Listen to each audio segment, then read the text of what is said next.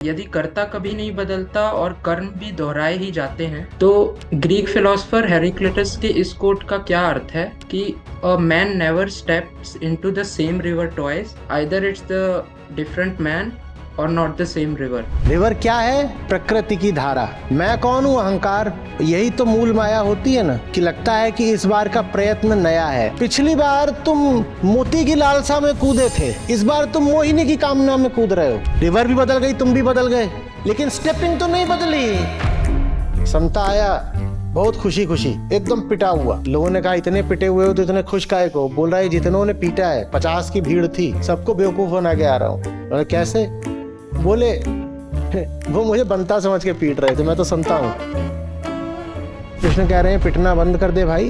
It's not the same lath and not the same lathait, but it's the same you being beaten again and again.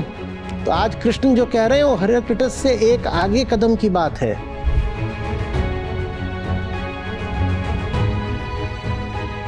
प्रणाम आचार्य जी। आपने अभी बताया कि कर्ता कभी नहीं बदलता। यदि कर्ता कभी नहीं बदलता और कर्म भी दोहराए ही जाते हैं तो ग्रीक फिलोसोफर हेराक्लिटस के इस कोट का क्या अर्थ है कि a man never steps into the same river twice, either it's the different man or not the same river. हाँ, तो रिवर भी बदल गई, मैन भी बदल गया, पर स्टेपिंग थोड़ी ही बदल रही है। ये तो हेराक्लिटस भी कह रहे हैं ना कि the man keeps stepping into the river.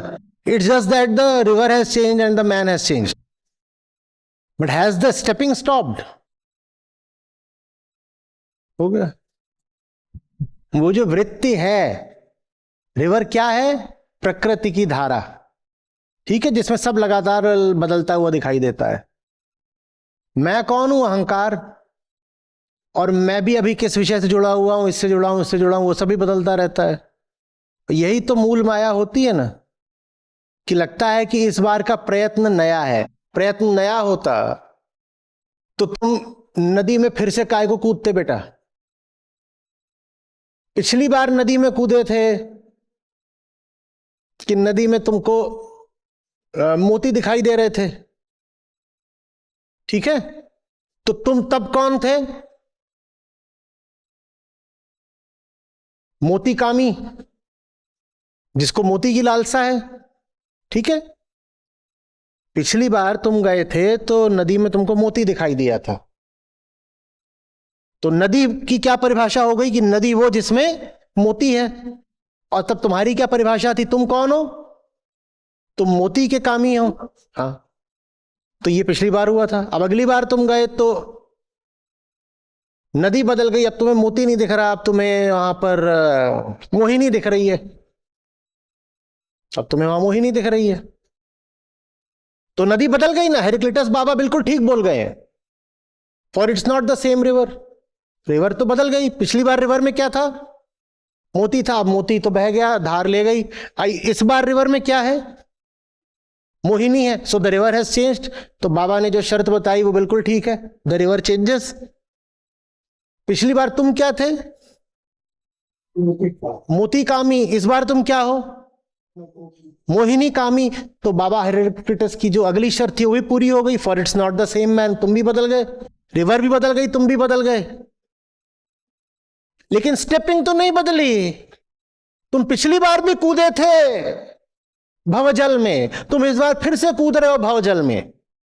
पिछली बार तुम मोती की लालसा में कूदे थे, इस बार तुम मोहिनी की कामना में कूद रहे हो। पिछली बार तुम्हारा नाम कुछ था, मोतिया सिंह, इस बार तुम्हारा नाम कुछ और है, मोहिनी स्वामी। नदी भी बदल गई, तुम भी बदल गए, पर यह कूद फान तो नहीं बदल रही ना, गड़बड़ हो रही है। तो आज कृष्ण जो कह रहे हैं वो हेराक्लिटस से एक आगे कदम की बात है। हेराक्लिटस तो बस भेद देख पा रहे हैं। भेद क्या देख रहे हैं? कह रहे हैं कि नदी बदल गई और व्यक्ति भी बदल गया। A man does not step into the same river twice, for its not the same man and not the same river. हाँ, उन्होंने भेद देख लिया। अच्छी बात है, बहुत बढ़िया बात कही है उन्होंने, दार्शनिक है भाई। नदी भी बदल गई, भेद देख लिया, व्यक्ति भी बदल गया, भेद देख लिया। श्री कृष्ण और आगे की बात कह रहे हैं। वो कह रहे हैं कि भेद वेद कुछ है नहीं, नाम रूप का भेद है। वही पुरानी आदिम मूर्खता है जिसको तुम दोहराए जा रहे हो, पुनरावृत्ति है। कल को तुम किसी और वजह से कूदोगे नदी में, इस बार तुम कहोगे कि नदी के नीचे तेल है, मुझे रिवर बेड की ड्रिलिंग करनी है और वहां से मैं क्रूड ऑयल निकालूंगा या नेचुरल गैस निकालूंगा। इस बार तुम्हारा नाम होगा एक्सन मोबिल। पिछली बार क्या नाम था? मोहिनी स्वामी। इस बार तुम सीधे आओगे अमेरिका से, क्या बन के? किसी बड़ी एनर्जी कंपनी का रिप्रेजेंटेटिव बन के आओगे और कहोगे ये नदी है, इसमें ड्रिलिंग करनी है, इसमें से नेचुरल गैस निकलेगी।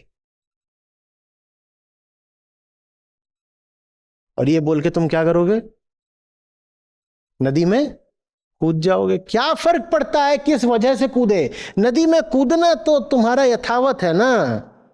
ये जो नदी में कूदना है यही तो है प्रकृति के साथ तादात्म्य। तुम्हें तटस्थ होना है, उसकी जगह तुम प्रकृतिस्थ हो जा रहे हो। प्रकृतिस्थ भी किस अर्थ में? प्रकृति के भोक्ता बनकर, प्रकृति होकर नहीं।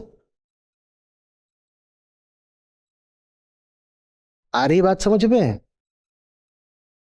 अरे वजह कोई भी हो,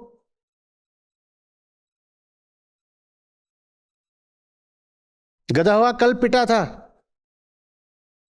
क्यों पिटा था? कल धूप बड़ी कड़ी निकली थी तो लोगों ने आगे लठ बजा दिए। क्या आसमान की ओर मुंह करके रेंक रहा है? इसी ने सूरज को कुपित करा है। गधा हुआ आज फिर पिट गया। आज बारिश बहुत हो गई। जनता ने कहा यही कहता रहता है कि थोड़ा पानी बरसे तो घास हरी हरी मुलायम हो जाए। जरूर इसी ने कोई तरीका निकाला है बारिश करवाने का, आज फिर पिट गया। अरे कभी सूरज के लिए पिट रहे हो, कभी घास के लिए पिट रहे हो, पिट तो रोज ही रहे हो ना। कृष्ण कह रहे हैं पिटना बंद कर दे भाई। Yes, it's not the same lath and not the same lathait, but it's the same you being beaten again and again. हाँ, या इसमें बड़े गौरव की बात है कि देखो आज हम उस वजह से नहीं पिटे जिस वजह से कल पिटे थे।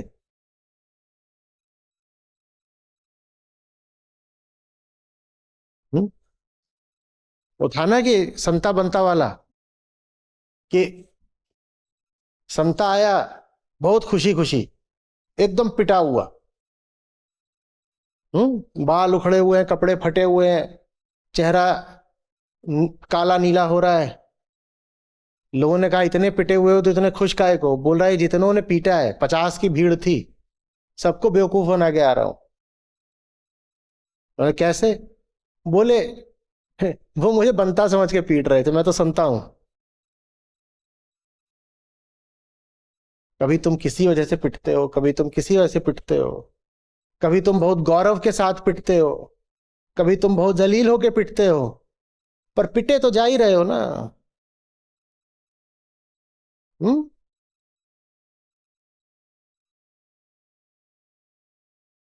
वही काम है जो लगातार चल रहा है, लगातार चल रहा है।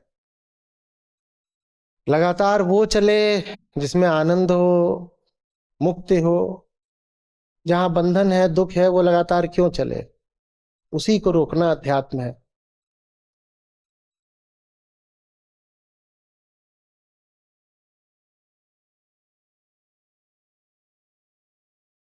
सारी बात समझ में है?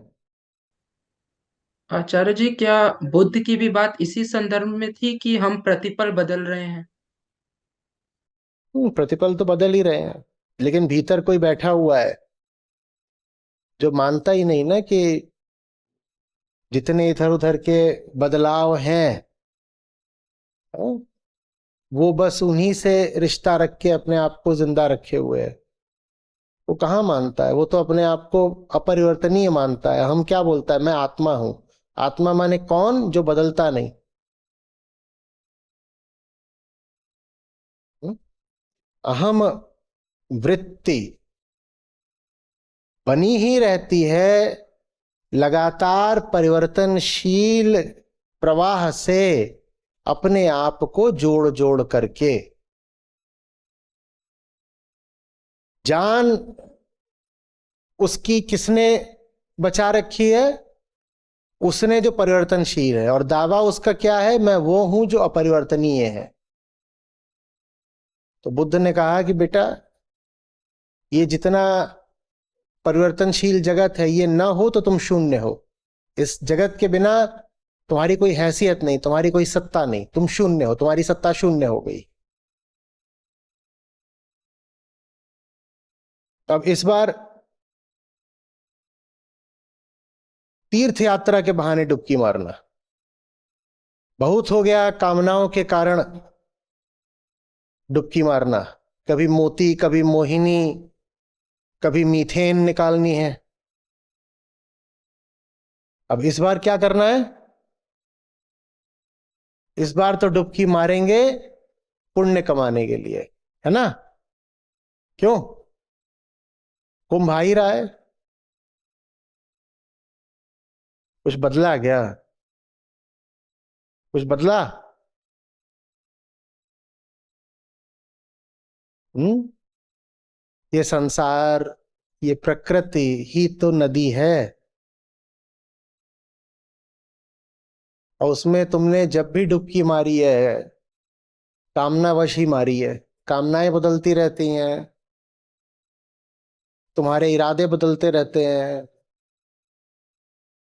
लेकिन ये मान्यता नहीं बदलती ना कि दुनिया के प्रवाह में डुबकी मार करके संतुष्टि मिल जाएगी।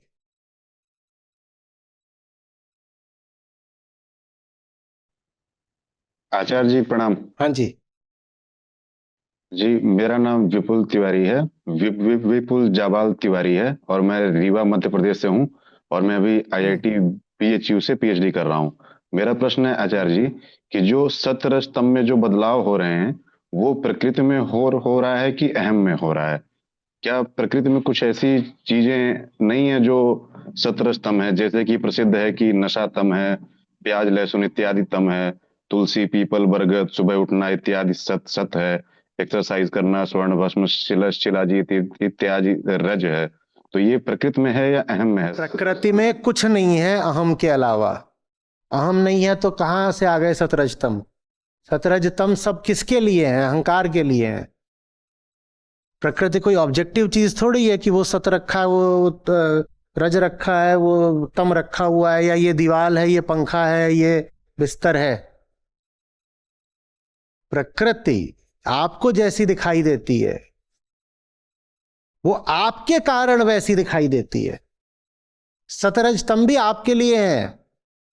तो सांख्य योग बोलता है सतोगुणी अहंकार, रजोगुणी अहंकार। आप ना हो तो हम कह रहे हैं प्रकृति तो क्या है? प्रकृति ही सत्य है।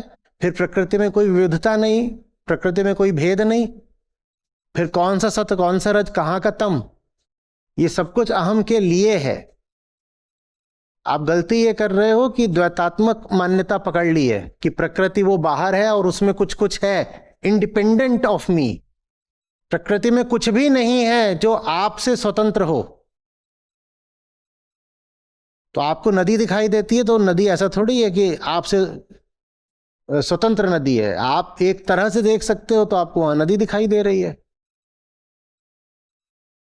इतना तो समझाते हैं ना बाबा अष्टावक्र। क्या जगत प्रक्षेपण है आपका? तो जगत माने क्या? प्रकृति ही तो जैसी प्रकृति आपको दिखाई देती है वो इसलिए क्योंकि उसका दृष्टा अहंकार है। अहंकार ना दृष्टा हो तो प्रकृति वैसी थोड़ी रह जाएगी।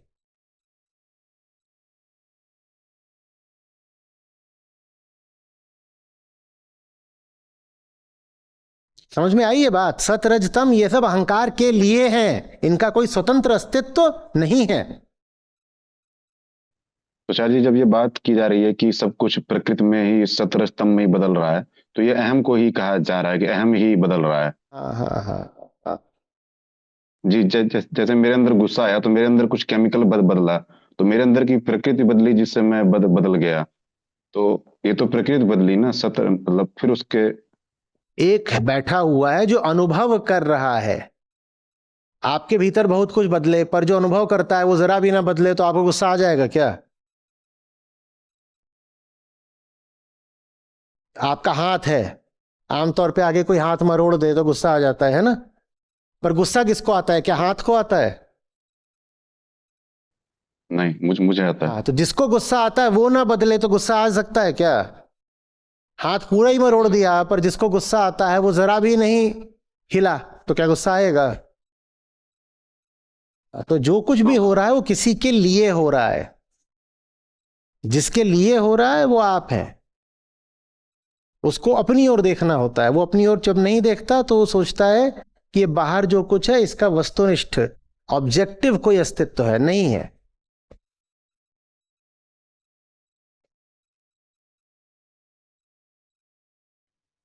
इसलिए ना जब जैसे सुबह उठ के एक्सरसाइज कर सुनो सुनो के कुछ अच्छा फील होता है तो वो सुनो सुनो सुनो क्या है? जी। इसलिए ये जो शब्द है छोटा सा है, अस्ति, अगर आप बिल्कुल शुद्ध भाषा में बात करना चाहो तो आपको ये भी नहीं कहना चाहिए कि प्रकृति है वास्तव में मात्र सत्य के साथ लगाया जा सकता है मात्र उसके साथ लगाया जा सकता है जिसका होना स्वतंत्र हो, अनाश्रित हो। प्रकृति जैसे आप उसको देखते हो, नदी, पहाड़, सड़क, दरवाजा, खंभा, लोग, इनको ये भी नहीं कह सकते कि ये हैं, ये प्रतीत होते हैं, ये हैं नहीं। माने इनका होना उस पर आश्रित है जिसको ये प्रतीत होते हैं। सत्य अकेला है जो है, उसका होना ना होना किसी के अनुभव पर निर्भर नहीं करता। कोई है ही नहीं जो सत्य का अनुभव करे। तो सत्य अकेला जिसके लिए कह सकते हैं है। अन्यथा जैसे हम अपनी हल्की भाषा में कह देते हैं ना, वो कुर्सी रखी हुई है, या कि ये सब जो पहाड़ वगैरह है, आसमान है, ये बड़े भ्रम का कारण बन जाता है। जैसे ही आप कह देते हो कुर्सी है, आसमान है, आपने उसको एक स्वतंत्र अस्तित्व की मान्यता दे दी। और अहंकार बहुत जोर से तब किलकारी मारता है, क्योंकि वो चाहता ही यही है कि उसकी करतूत छुपी रह जाए। अब वो कुर्सी क्या है? वो कुर्सी वो चीज है जिसे अहंकार ने प्रक्षेपित करा है। वो कुर्सी वो चीज है जिसका होना संभव ही नहीं हो सकता था बिना अहंकार के। लेकिन जब आप कहते हो कुर्सी है तो उसमें आपने कहीं ये थोड़ी कहा कि कुर्सी प्लस अहंकार है। क्या आपने ये कहा? तो आपने कहा कुर्सी है, कुर्सी है। अब उस कुर्सी के होने में अहंकार का जो रोल है वो छुप गया, अहंकार के मजे आ गए। वो कुर्सी नहीं है जो आपको दिख रही है, वो कुर्सी प्लस अहंकार है, अहंकार। हाँ। तो ये जो साधना जिसने कर ली ना, कि जो कुछ भी देख रहा है उसको देखते हुए अपने हर अनुभव में ये याद रखे कि ये अनुभव ऑब्जेक्टिव नहीं है। क्योंकि कुर्सी को देखना भी एक अनुभव है ना, कुर्सी भी एक अनुभव है। मुझे अभी इस कुर्सी का अनुभव हो रहा है, अनुभव हो रही। वो हर अनुभव, हर अपने अनुभव में याद रखे कि कोई ऑब्जेक्टिविटी नहीं है, इसमें अहंकार बैठा हुआ है। फायदा ये हो जाता है कि वो अपने अनुभवों को सच का नाम देने से बच जाता है, क्योंकि सच तो वो है जिसमें अहंकार बिल्कुल भी सम्मिलित नहीं है। और हमारे सब अनुभवों में अहंकार बैठा हुआ है, तो अनुभवों की फिर कोई सत्यता नहीं होती, और सत्य का फिर कोई अनुभव नहीं होता। अनुभवों में कोई सत्य नहीं होता और सत्य का कोई अनुभव नहीं होता। जो आदमी इस बात को समझ गया उसके लिए बड़ा फिर निरहंकार होना, मुक्त होना आसान हो जाता है। जो नहीं समझा वो अनुभवों के फेर में ही पड़ा रह जाता है।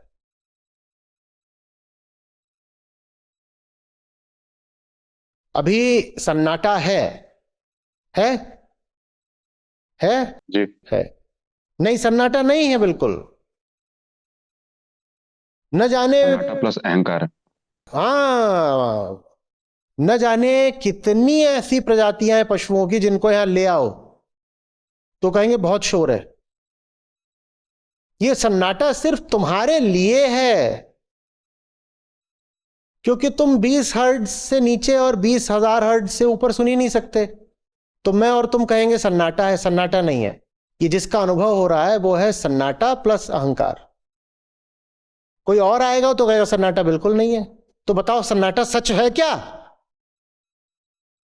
पर सन्नाटे का अनुभव तो हुआ ना। तो कोई भी अनुभव सच होता है क्या? देखो, सन्नाटे का अनुभव हुआ तब भी सन्नाटा सच नहीं था। कोई भी अनुभव सच नहीं होता। लेकिन जो लोक धर्म होता है उसमें अनुभव को बड़ी मान्यता दी जाती है। लोग कहते हैं बताओ तुम्हारे आध्यात्मिक अनुभव क्या है। और जो व्यक्ति आध्यात्मिक अनुभव की बात करे, मतलब यह कि उसने अभी अध्यात्म का अ भी नहीं पढ़ा है। कोई भी अनुभव आध्यात्मिक नहीं हो सकता। अध्यात्म का मतलब ही है अनुभवों के खेल को समझना। कोई बताता है मेरा आध्यात्मिक अनुभव यह हुआ था कि मैं बिस्तर पे सो रहा था, तभी घंटियां बजने लगी, तभी खिड़की अचानक से खुल गई और बिल्कुल एक जबरदस्त किस्म की दिव्य आत्मा मेरे कमरे में घुस आई और उसने कहा भाई साहब आपका वॉशरूम यूज कर सकते हैं क्या? ये सब है ना, सुना है नहीं सुना है? बहुत लोगों को ध्यान लगाते वक्त विशेष अनुभव होते हैं कि ध्यान लगा रहे थे तभी कुछ ऐसा हुआ, एलियंस आ गए ध्यान में, कुछ हो गया। और एलियंस आए तो उन्होंने डोनाल्ड ट्रंप को पकड़ रखा था। और फिर वो बहुत कूद कूद के बताते हैं मेरे ऐसे अनुभव, मेरे वैसे अनुभव। लंबी लंबी फेंकने की बाजी लगती है। मेरा वैसा हुआ था, मेरे तो स्वयं श्रीहरि उतरे थे मेरे आध्यात्मिक अनुभव में। अनुभव को महत्व देना माने अहंकार को महत्व देना। अहंकार ही तो अनुभोक्ता है ना। अनुभव को बहुत सत्यता देना माने अहंकार जो कह रहा है वही सत्य है। हमको लग रहा है इसलिए सत्य है। ये खुद को पागल बनाने वाली बात है।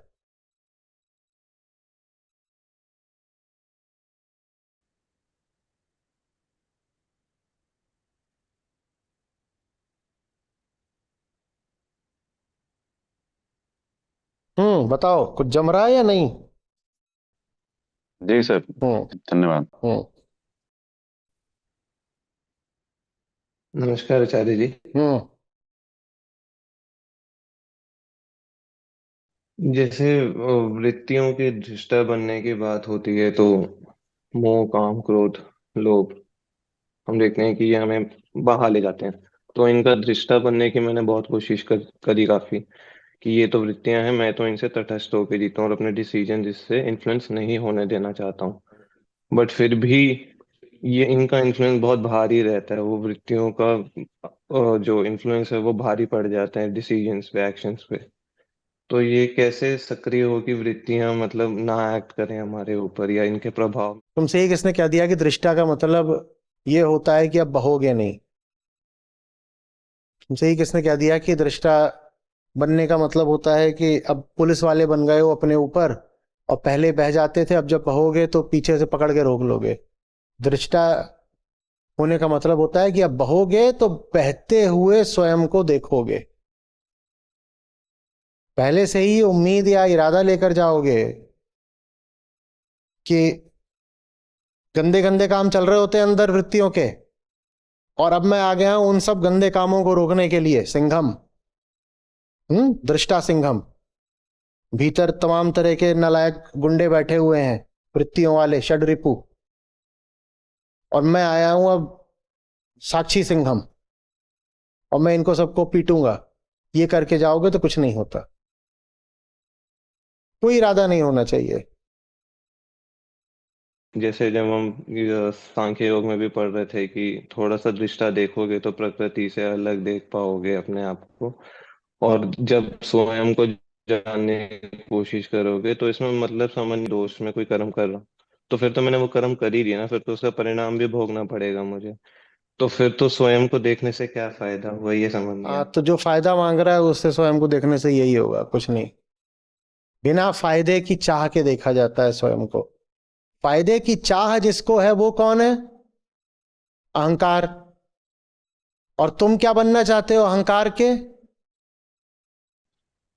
मालिक।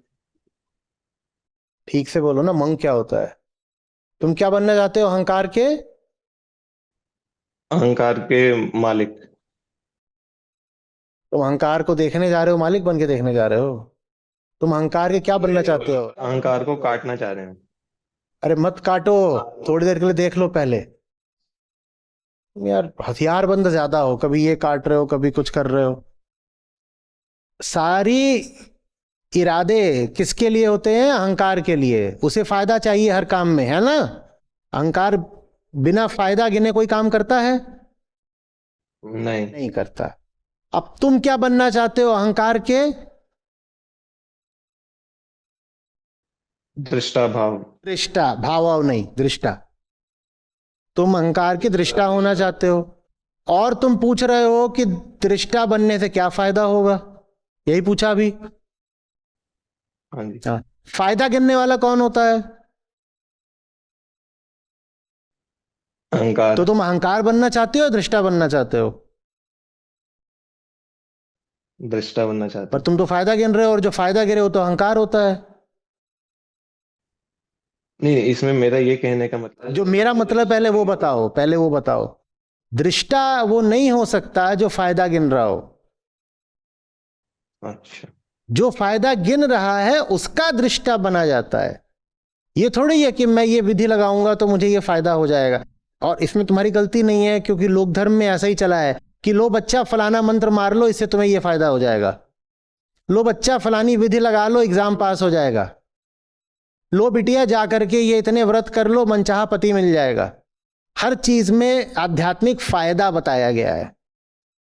और फायदे गिनने वाला तो हमेशा अहंकार होता है।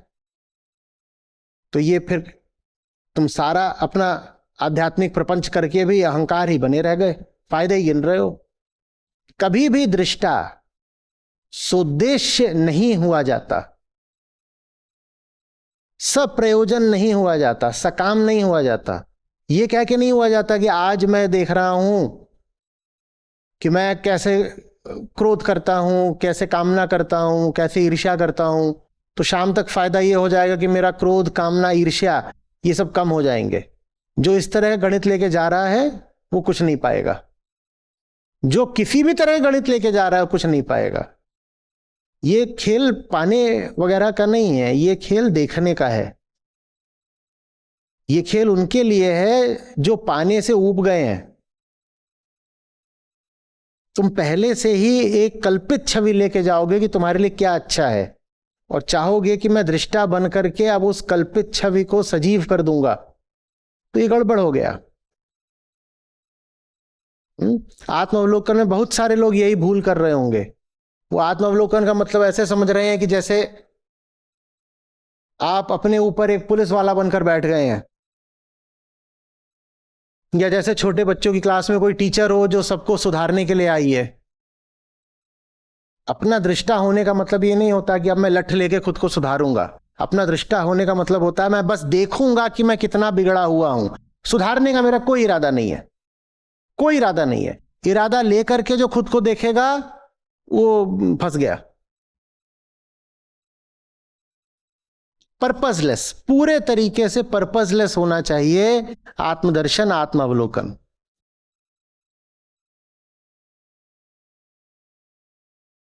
और उसमें क्या फिर फंसता है? खुद को देखा, गंदगी दिखाई दी, गंदगी दिखाई दी तो आप उसको कंपेंसेट करना चाहते हो। आप कहते हो ठीक है भीतर गंदगी है, पर मैं तो अच्छा वाला दृष्टा हूं ना, मैं कह रहा हूं गंदगी साफ करो, गंदगी साफ करो। भीतर चोर है, पर मैं तो पुलिस वाला हूं ना। नहीं, भीतर अगर चोर है तो तुम्हें मानना पड़ेगा कि तुम चोर हो, तुम्हें पुलिस वाला नहीं बनना है। भीतर अगर चोर है तो तुम कौन हो? तुम चोर ही हो। पर तुम कहते हो नहीं भीतर चोर दिख गया, तो अपनी ग्लानि को हटाने के लिए मैं तराजू के दूसरे पलड़े पर एक पुलिस वाला खड़ा कर देता हूं और कहता हूं हाँ मेरे भीतर चोर है, पर साथ ही साथ मैं पुलिस वाला भी तो हूं, देखो मैं भीतर के चोर को सुधारने आया हूं या दंड देने आया हूं। नहीं, तुम पुलिस वाले नहीं हो, तुम विटनेस हो, तुम साक्षी हो।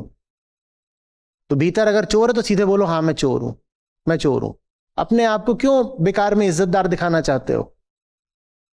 फिर इससे ही हमें आगे का रास्ता पता लगता है कि ये सब कैसे मतलब होगा। तुम लगे अभी आगे में ही हो, है ना, आगे क्या मिल जाएगा, आगे का रास्ता हो जाएगा। अभी भी हिसाब रुक नहीं रहा है। आगे का रास्ता पता लगे ना लगे, कुछ मिले ना मिले, देखो कि चल क्या रहा है। जब तुम्हें यही नहीं पता कि चल क्या रहा है अभी, तो तुम आगे की क्या बात कर रहे हो?